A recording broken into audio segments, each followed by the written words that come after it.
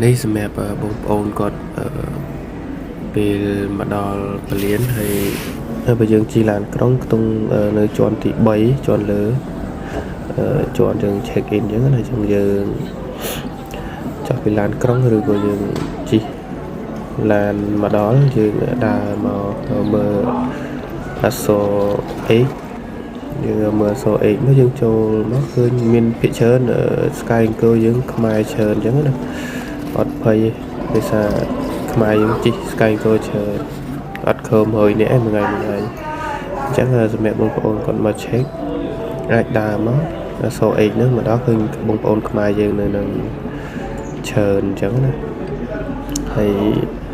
ពេលយើងថ្លឹងអីវ៉ាន់ថ្លឹងអីហើយបានសម្បត្តិយន្តហោះបានអីហើយយើងអាចដើរមកមុខទៀតបើយើងនេះដើរមកកន្លែងនេះឆក់យើងចូលកន្លែងឆក់ចូលយើងចង់ចូលឆក់មួយណាក៏បានដែរអត់អី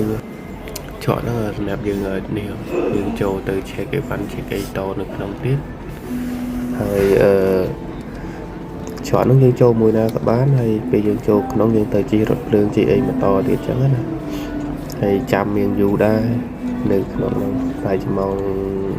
10ជាងទៅមិន10អីបានវាហោះចឹងណា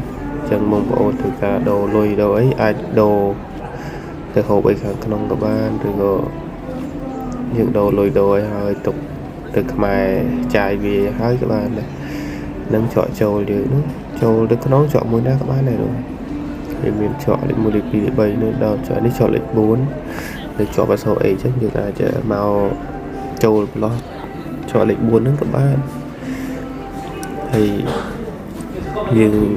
ចង់ទៅហូបអីយើងដើរទៅហូបខាងក្នុងក៏បានអិតខាងលើនៅខាងលើដើរមកនឹងមកហើយនៅលើហ្នឹងដូចជាមានផ្ទះបន្ទប់ជួលផ្ទះសំណាក់អញ្ចឹងណាហើយសម្រាប់ផ្ទះសំណាក់ដូចជាតួយើងកប់មុនសម្រាប់អ្នកបងប្អូនដែលគាត់នៅឆ្ងាយអញ្ចឹងណាយើងកប់មុនតែមានអីកន្លែងនេះខ្ញុំធ្លាប់មកហូបពី3ដងដែរឆ្ងាញ់នៅលើហូបវារសជាតិវាតារសជាតិវាមានជាតិប្រៃជាតិអីចឹងណាឡើងមកលើហ្នឹងជាន់លើហ្នឹងមានយើងហូបអីហើយតម្រាំតែយន្តហោះយើងវាឃ្លានដែរអញ្ចឹងអត់ស្រែហូបអីហើយមកចាំយើង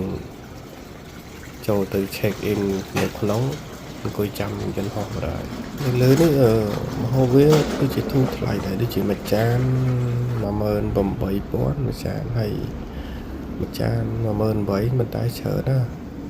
ហូបនិយាយហូបអត់អស់ខ្ញុំហូបពី3ដងហើយប៉ុន្តែហូបអត់ដែរអស់ណាពីច្រើនណាមានផាន់ឆាន់មានអីច្រើនចូលមកខ្ញុំកំងជាងអីទៅហូបខ្ញុំហើយបានទៅ check in ជួយទេអត់មានភ័យយើងខ្លាចពុលយើងហោះហូបឆ្អែតហើយហ្នឹងហើយអរគុណច្រើនបងប្អូនសម្រាប់បងប្អូនគាត់ធ្វើការឡាន